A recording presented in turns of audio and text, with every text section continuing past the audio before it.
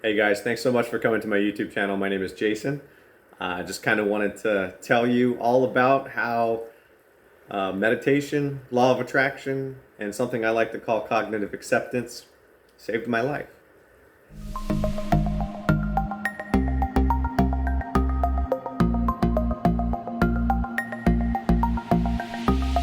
I know. How did it save your life? How does meditation save your life? Did meditation pull you off a platform, a subway platform before the train hit you? Did it push you in front of out of the way of a bus? Catch you when you fell off a cliff? No, it's more like I was facing a lot of inner turmoil, mental conflict, and the scary part is that's happening to most people. There's a lot of people that have good, healthy minds and stuff that they're functioning very well in society. But there's most of us that we're dealing with a lot of messed up stuff up here. And when I say messed up stuff, it doesn't mean that anything's wrong with us. That's the first point that I have to make. There's nothing wrong with you. What's happening is that your mind's usually going through this conflict, right? It's just having what's known as cognitive dissonance. And in case you don't know what cognitive dissonance, I'll give you the quick definition of it. It's essentially when your mind has a fight with itself. It's kind of like when you have a core belief, you believe something, right? And then somebody introduces evidence to counteract that or to maybe disprove it. Your core belief believes it to be true, believes it to be factual. So naturally, there's going to be this uncomfortable nature of it. So you end up getting angry, end up getting upset, sometimes sad, whatever the emotion is, because your mind's going through this battle, right? There's new information versus the old information, and it's a battle. Well, the thing is, we should be aware of that battle, okay? And before I get into the awareness of the battle, I want to talk about like an example of how we face this. Most of us face this on a day-to-day basis. I smoked cigarettes for a very long time. Very long time. I was very young when I started. I had to have been probably 12 or 13. It was super young when I started smoking. And seriously, I think I quit when I was 32 years old. I smoked for a long time. And it owned me, right? And I remember all those years, I used to convince myself that on a stressful day, the cigarette was actually helping me combat that stress, right? But I knew cigarettes were killing me. How is that possible? How can I think that it's good for me and I need it, but it's also killing me? Those are two conflicting thoughts. That's cognitive dissonance. Well, this happens to us every single day of our lives, right? It could be you could be in a bad relationship, right? And you justify the great things of the relationship. But the problem is that because the world is so polarized right now and there's this huge political divide, which I'm going to make a video about in the future, the political divide, because the world is in turmoil, it's in conflict with each other, it makes us feel terrible inside our heads. At least it did for me. And I know it feels a lot like that for a lot of other people. Like you say your mind because you're like, okay, this is the information that I know. This is my thoughts on these are my thoughts on how to fix it. Okay. But then the backlash that you get where people throw all this evidence out and all this counteracting evidence and you're like, this is why you're wrong. This is why your political party is dumb. This is why you're dumb. And it's just a back and forth. Back and forth, back and forth. And there's a reason why I call it a mental conflict, because nobody likes conflict. People like discussions and debates, but that's not conflict. That's discussion when it's calm and pragmatic, right? Everyone likes that. A lot of people like to discuss things. We don't like it when it gets heated, right? For lack of a better term, heated, angry, violent, whatever. Any kind of escalation other than calm and accepting, we don't like. It makes us uncomfortable because it's conflict. And the human mind is not meant for conflict, not meant to handle conflict. We have internal natural instincts that help us run away, right? or fight or flight, fight, flight, or freeze. Sometimes we freeze.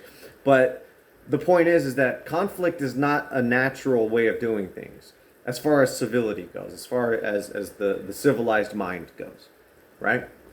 Okay, so how did it save my life? Well, started getting depressed. See, what ends up happening is like you have this drain that you start circling, right? You start up here with the water, and then it just kind of you just start circling down. And as little thoughts go through your head, you start getting angry at other human beings, right? You start saying stuff like, the world is so ugly. It's an ugly world. It's an ugly place. It just starts little, small little tidbits. And then you start losing friends because you start judging your friends, or your friends start judging you for the way that you're thinking because you think differently, or because you think something's worth fighting for and they don't. Whatever the case may be, it's all conflict because it's not civil and calm. It's coming from a place of emotion, it's coming from a place of fear, right? So what ends up happening is it doesn't get better because all that stuff just starts piling on top of you, right? It just starts burying you. It starts out with a little thing like a disagreement, but then all this other stuff happens, like nobody cares about me, nobody loves me. People start pulling away from you, right? Because you're adamant and you're passionate about your feelings, and you start speaking it, so people start pulling away. Now every time you go somewhere, you feel like someone's judging you. So what do? You isolate. And when I say you, I'm talking about me. This is what I did, and I've talked to other people, and other people have also said the same thing. They're like, yeah, especially predominantly with men. I think women kind of tend to reach out more for help, whereas men don't. But essentially, you just kind of circle the drain, and you start going down and down and down and down to the point where you're completely isolated, you're completely alone. You don't want to reach out because you don't trust anyone anymore. Your feelings that used to make you happy, full of love, are gone. To summarize it, the best word would be depression, right? It's just, that's what depression is on many terms. Now I get there are medical terms of depression, there's clinical depression, there's all kinds of different depressions. But what I'm saying is the one that I was in, that I still kind of feel from time to time, but I'm going to get into how I combat that. Depression just buries you, and you can't dig your way out, right? You can't stick your head out of the sand. You can't. You're getting buried, you're circling the drain. Okay. How I found my way out. It's very simple. All I did was I realized that there are things in this world that I can control, and there's things in this world that I cannot control. And you have to realize that if you are feeling depressed, or you are feeling anxious, or even like emotional towards things, right? If you're feeling angry, if you're feeling sad, if you're feeling like aggravated with something that's happening in the world, you're not in the right frame of mind to handle a situation. Let me say that again. If you're feeling emotional, you are not in a situation to handle a situation. Does that make sense? It's kind of like, think about like a detective, a detective for a police department. Let's say his wife gets murdered. That detective is not in the right frame of mind to go investigate that murder, right? He's in an emotional state of mind, so he's not going to be thinking rationally. He's going to be thinking emotionally. All right. Well, that's what happens with depression. So how the hell can you possibly pull yourself out of depression if you're in depression, right? Well, that's the problem, is that a lot of people don't know how to reach out to somebody or who to reach out to. I didn't. The suicide hotline that I called was worthless. And the person that I'm talking to, they don't know how to reassure you. They just tell you stuff like, oh, get out and go do stuff, and it's just like, it's not helping the actual issue. But what does help the actual issue that I found out is when you realize that there are things in this world that you cannot control. All you have to do is control you. It's that simple, right? And once you realize that, you're like, okay, I can't control the outside world, but I can control me. I can control my breathing. I can control my calm. I can control me going to the gym. I can control my diet. There are things that you can control. And the problem is that when you're in this state of grief, you try to control things out of your control, right? Like you try to change the world. You try to blame everything else, and you're sitting here pointing the finger at everything else. And you're like, I don't like the way that this person disagrees, and I don't like the way that person disagrees, and I'm gonna write a book about all this, and I'm gonna start a protest, and I'm gonna do all this. And if you find yourself being angry, you're not in the right frame of mind to do all that. I'm not saying you can't do that. I'm saying at that moment in time, you have to get out of that emotional frame. And how you do that is through meditation. And that's what saved my life. Okay? Because in that form of meditation, you find your true center. And I know a lot of this sounds woo-woo and hippy-dippy, but the whole point of finding your center is that you're finding your true self. Your true self isn't those emotions, the emotional outbreaks, isn't the anger at the world that you're facing. It's not even your intellect. That's not your true self. Your true self is one thing, and it's energy. And that energy we also call love. I realize that it sounds hippy-dippy, it sounds woo-woo and spiritual, and I get it. I get it.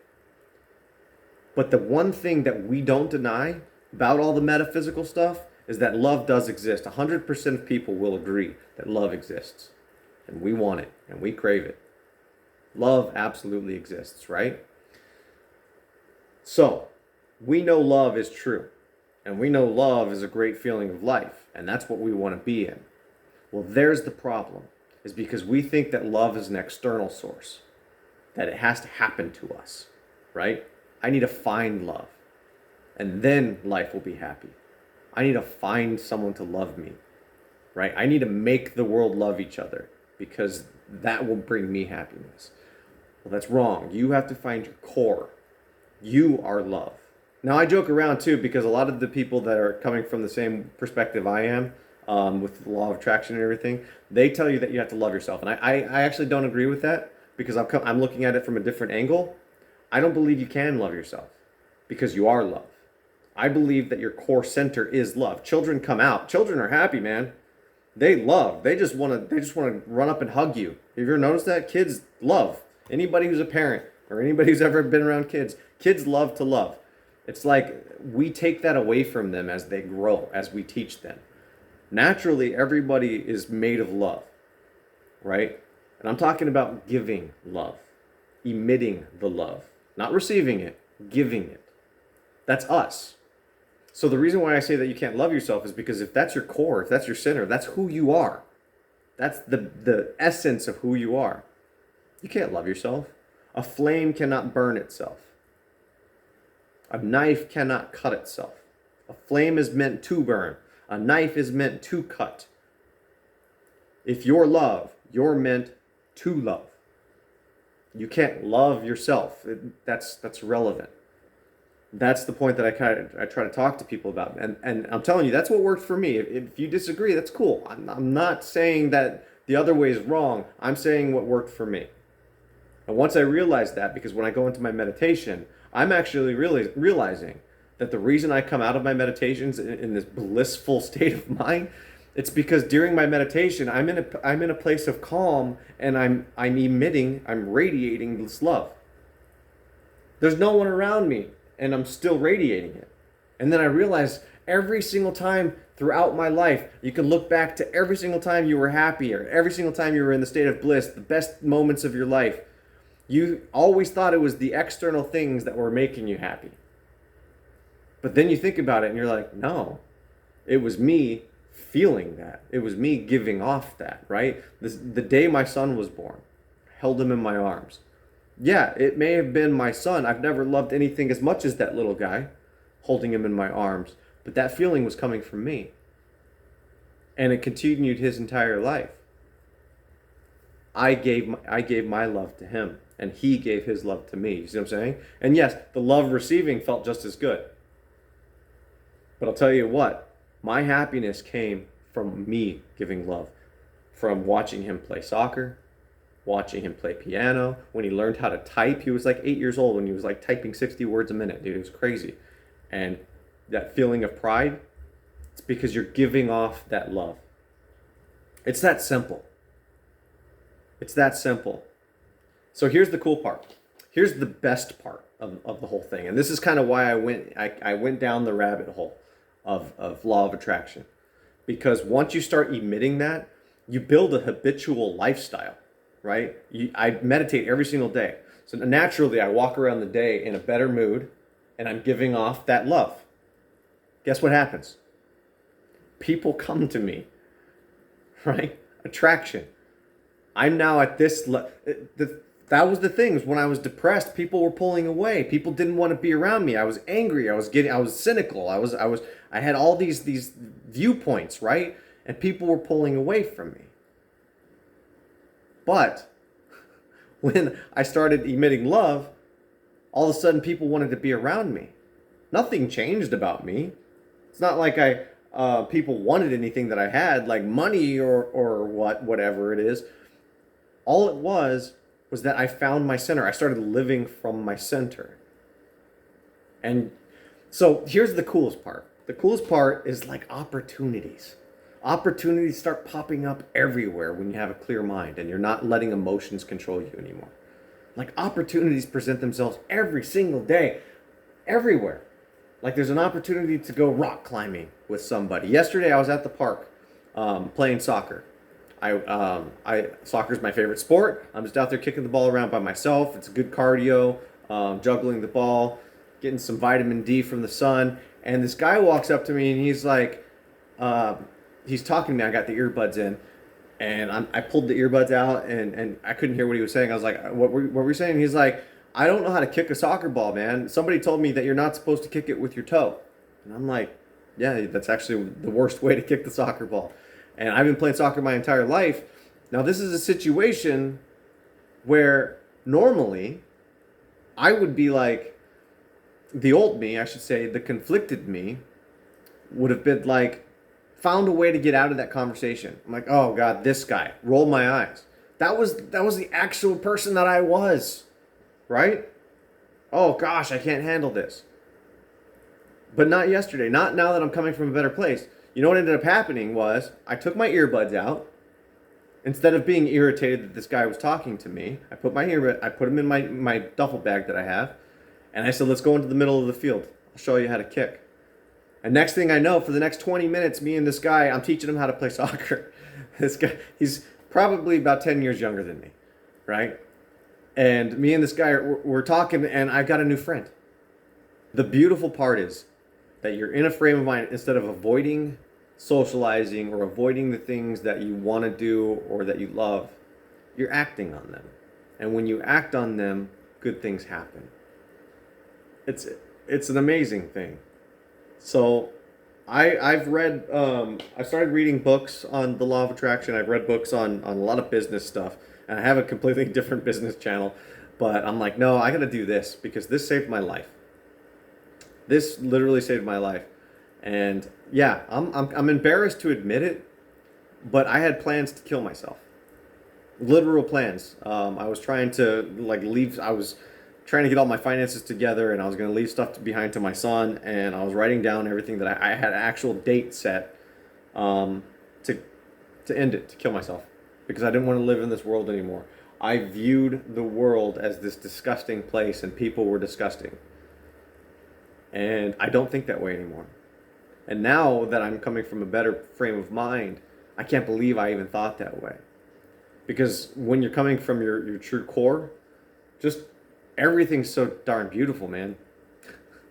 It sounds so funny to say that. Those words coming out of my mouth, that's not the me from a year ago. It's not the me from 10 years ago. Would never say something like that. The world is so beautiful, man. No, it's not me.